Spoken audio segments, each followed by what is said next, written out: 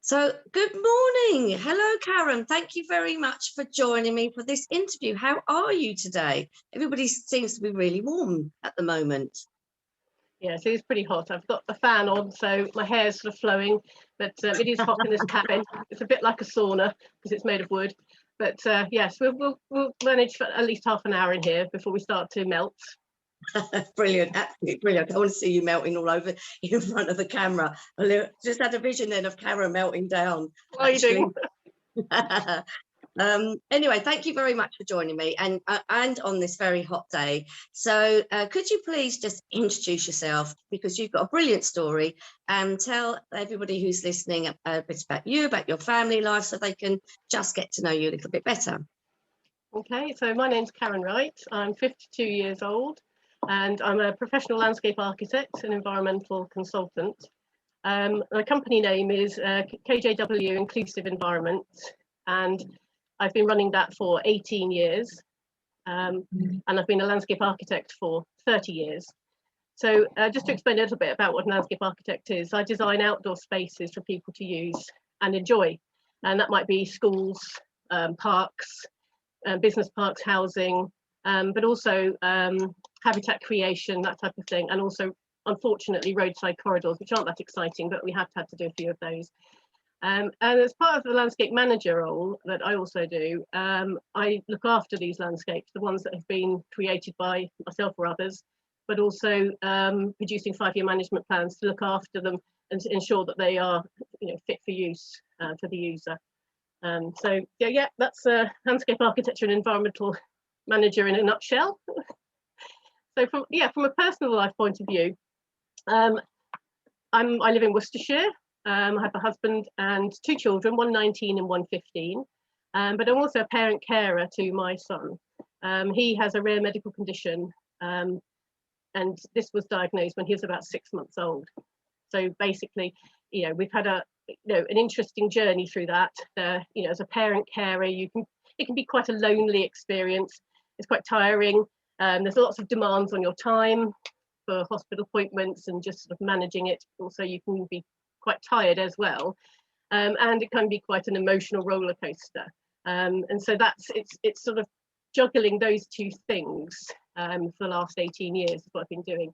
But then I decided to put my business on hold a couple of years ago and repurpose and refocus where I was heading and try to merge the 2 things together. What I'd learned as a parent carer, the knowledge and experience of that, but also as a landscape architect and all the skills I have associated with that as well. So that's why KJW Inclusive Environments was born, because of my passion to create inclusive design solutions. And so yes, that's where it's sort of developed over time. So really, for the last 2.5 years, I haven't necessarily monetized what I've been doing, but I've been building a platform and a base to take this forward. So the first things I've really been doing is building up a contact list and learning new skills, hence joining your 10-month sort of masterclasses, but over those 10 months.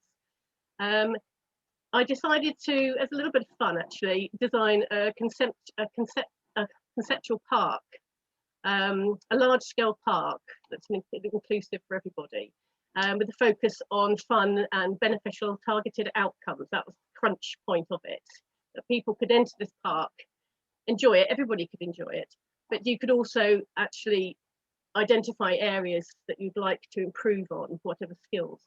And I sort of focused on specific areas. So there was like physical fun, that's fine and gross motor skills, social interaction, learning, confidence and independence, and relaxation and reflection. Those are the key parts. But also the park had a sort of code of conduct as well, and a sort of assessment process. As if you fed in, you were assessed and basically identified what you'd like to get out of this environment. For me personally, it would be going to sort of the relaxation area and just sort of quietly contemplating what next and having a bit of a breather. And for my son, it would be to look at the sort of fine and gross motor skills, the occupational therapy work that we've had to do for 15 years, and sort of see how that could be made more fun and more enjoyable in an outdoor environment. whether he was supported or whether it's something that he could do on his own. And then you sort of expand that up. But I knew that this was quite a big idea and it possibly wouldn't be able to be done overnight. So I sort of identified particular parts of this, and through a parent carer forum, I asked some questions of these parents carers and said, what would you like to see locally that isn't available for your children? And I then processed all of these incredible ideas and just picked the top 5 and set about creating them. So in that process, it was like a pilot scheme locally. We created a sing-along with a lovely friend of mine who's a vocal coach. We created a cycling, sort of disability cycling, a cycle called a cycle track, yeah, and they had about 15 different types of disability bikes that you could just trundle around this cycle track. It was amazing. We did forest fun, which was forest skills, but targeting specifically for special needs, mainly also directed at autism.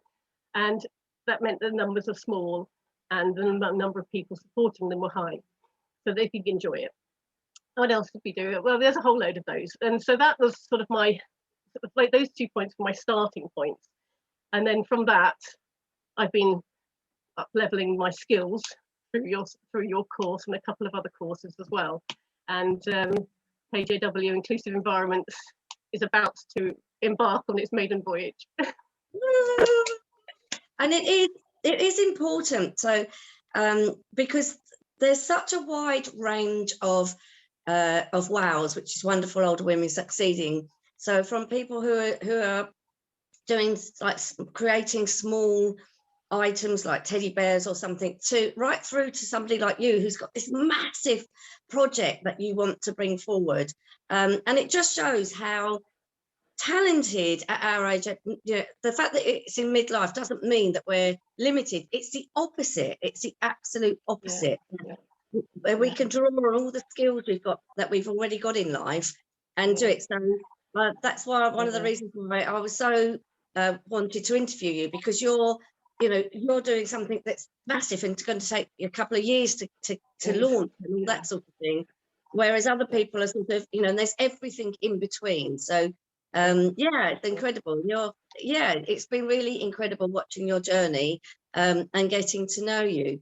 So with all that in mind, and you've got a really big project that you're working on and all that sort of thing, why did you join the WOWS? What was it about the WOWS that you wanted, and the WOWS hub in particular, and what did you think you were going to get out of it? I think I was drawn because of the sort of focus on the sort of some of the skills I didn't have, some of the social media, particularly understanding how the process of LinkedIn and Facebook works, how to make the most of it and how to prepare. That was the most important part. And I sort of gradually realized that that you had to understand that, particularly for me, with the minimum. I don't have much time often. I don't work through the summer holidays. I never have for 18 years. I just have 13 weeks off a year. And so I have to be very sort of refined about how I'm doing something and what I'm doing, and I have to understand it.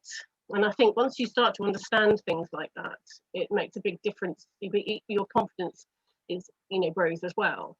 But yeah, that was the main thing. But also the guest speakers, sort of like finding specialists in their field as well, like sort of the LinkedIn side of things. That was just invaluable for me. So, but also the other thing is a community.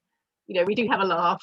We did have a lot of laughs through lockdown, enjoying our courses, the course with yourself. But also everybody has their ups and downs, and I think that's the most amazing thing, is that everybody's there for you. When they sort of maybe get wind of that you're struggling a little bit, suddenly this message pops up going, how are you doing? I've just tried this, I've just done this, and you just think, oh, I'm not alone. Exactly. That's the most important part, I think. I remember you coming into the group one day, and you'd finished your website. You'd done something amazing on your website that you created, and you were like, yes, I've done it. And then you went up to your own kitchen, into your family. You went, look what I've done, and they all went, Oh, right, okay. And you went, so I'm in here because I know you will all cheer me on because your family's just Absolutely, want to be. because everybody else knows. Yeah, Yeah, because everybody else knows that those little wins are enormous to us, you know, especially when we've achieved them ourselves, you know, sort of like learning and understanding how to use Canva and sort of inputting various different things and sort of like, you've suddenly done it. You think, wow. And I, you know, not, it's just that part of it is just incredible, really. Yeah, yeah, definitely. yeah. I'll never forget that day you coming in. My family were less than interested, so I'm in here telling you all, and everyone was like, "Yes!" It was, And it that's was part of it, brilliant. isn't it? The community is so important. It really is so important. Yeah, absolutely, it's got to be. So Yeah, yeah, it's one of the key parts of it. yeah.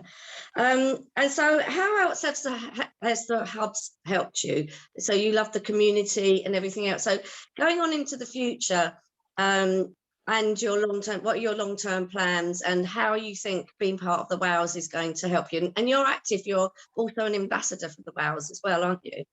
Yeah, yeah, yeah. Well, I mean, I didn't mention this at the beginning, but I think it's quite relevant. All of this sort of process of building your business and redirecting it, repurposing it, or starting it, you know, it does take time. It does, you know, it can be take a little bit of money and investment. And so, in order to make sure that I had a few pennies floating around in advance of developing this, I started doing some gardening, which actually has been quite wonderful, actually. And I've been working with people sort of doing therapeutic gardening, really, and it's sort of rocketed side as a sort of side thing. I've just got to not get distracted by that too much. But that allowed me to have that flexibility of being able to sort of work out what next, you know, sort of like what might I sort of pay for and things like that. But in terms of the WOW side of things, that sense of community, meeting other entrepreneurs all in different stages of their work and different stages of what they're doing, it's just absolutely brilliant, you know, and I just love it. Yeah, it's just a support, isn't it? And knowing that you're not on your own. And I think when you're actually working for a company, even if that you want to leave that company for whatever reason it is, because the commute, because you hate your manager or whatever it is, it's people, when they become an entrepreneur, what they don't realize is that you miss the community of being in an office or in a shop or whatever it is that you're doing. And you find yourself working from home and you're all on your own, and you have a down day and you're like, oh my God. And it's really hard to keep yourself motivated. Whereas when you're part of a community, as well as all the learning you can do, it's that community, but you can ask people questions and support each other. That's so important as an entrepreneur. Yeah, definitely. I mean, I have worked from home for the last 18 years, and it has been incredibly lonely. And as particularly as a professional, as a landscape architect, you do, and a designer, you do like to bounce ideas off people and test things and show people and celebrate little things. Even if nobody really totally understands what it is you're doing, and they can still be supportive. Yeah. And the other side of things is the WOWS as well, and being part of the membership is the access to all of the videos, because again, they're always available, so you're not sort of time bound. You can pop in and out and think, right, well, actually I'm at a stage of my business now where I really do need to go back and think about X or whatever, and then just pop back in. And also, if you watch it again a year down the line, wherever you are, you hear it in a different way. You actually sort of pick up on different things. You realise, well, I understand all that now, so that's fine. Oh gosh, that was a gem, I forgot that. So just having access to that is just brilliant. So, you know, and then it's just finding the time to sit down and sort of get a pen and paper out and just watch through them and pick it out and then implement it. So yeah, no, that's what I love. It's amazing because you saying that you learn it and then you go back in and you think, oh wow, and then you realise, gosh, I have really grown in my journey. I didn't know how much I was growing, but then people come in and start talking about their sales funnels and say, hark at me talking about my sales funnel. And yeah, exactly, I know, and really enjoying that moment, celebrating it. Yeah, absolutely. and also I think you start to enjoy your business more as well, because you're taking ownership of it and developing it yourself. If you're working for other people, often you can feel a little bit sort of like you're doing it for somebody else, you know, so and you don't necessarily reap the rewards as well. So yes, you have to take the ups and the downs, but you do have that flexibility of being able to take it wherever you want to take it. And when you give these tools, these extra tools, it just makes the whole process so much easier. Just reminded about, and also I love seeing the videos of the other ladies and their triumphs and what they're doing, and you know, their growth in this last year has just been absolutely amazing. It really has. So again, you build your own confidence through them as well. I think that's really quite important. It's very powerful. It's very powerful. So before I let you go and hopefully find a cool place to sit, what would be your best advice? So for anybody who's either just starting their entrepreneurial journey, or somebody who's thinking, oh, I've left it too late, I'm too old, I can't learn new skills, or they've got a business that they're floundering in, or all of these things that we find ourselves, what would be your best advice to them? I think I've written down as a sort of note to myself, it's to believe in yourself, as hard as that can be sometimes, but to have this sort of have that sort of backup of a community is important. But also, like yourself, you know, you can tell, I don't know how you do it, but you can tell when certain people are wavering slightly and they just need that little extra boost. And then up pops a message and you just go, oh, and then you just sort of like reignited in energy again, and off you go. And I just think that's just, you know, you can't, that really, like you say, is really powerful. And so somebody's just thinking about their journey, they can do similar to what I did, like test the water first, you know, if they've got the time and the money to do that a little bit. But accessing something like this is just brilliant, because it sort of paves your way for the next stages bit by bit as you go along. And also you can ask questions as well. That's brilliant part about it. You can ask a question, you suddenly think, oh gosh, I forgot to ask that last night, or I forgot to. You just fire a question off. It might not be instant, but you'll get an answer, or a specialist will answer it. Yeah, it's just a support, and no, I just think the best advice I always give is you don't have to do this alone, and doing it alone is a lot harder than doing it in the community. Yeah, absolutely.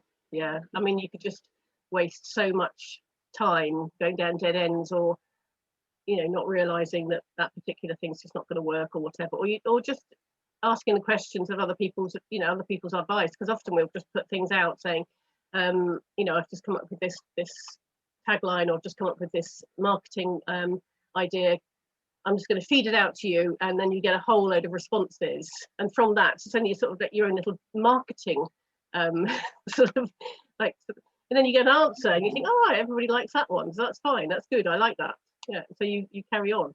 You could spend months pondering something and not get anywhere with it. So no, I think that's the most important thing is, we work as a team. We all work as a team, for sure. Brilliant. Well, thank you so much, Karen. It's been lovely. I'm so pleased that you agreed to be interviewed, because you're doing a big, like your project is big, and it just shows that what we can do big things, we can do small things, we can do things in the middle, we can retrain. So thank you very, very much for taking time to chat with me today. And I hope you have a lovely holiday. You're off on holiday at the end of this week, so have an absolutely fab holiday and enjoy. And I'll see you when you get back. Brilliant. Yeah, thank you very much. All right, take care, speak soon. Bye-bye.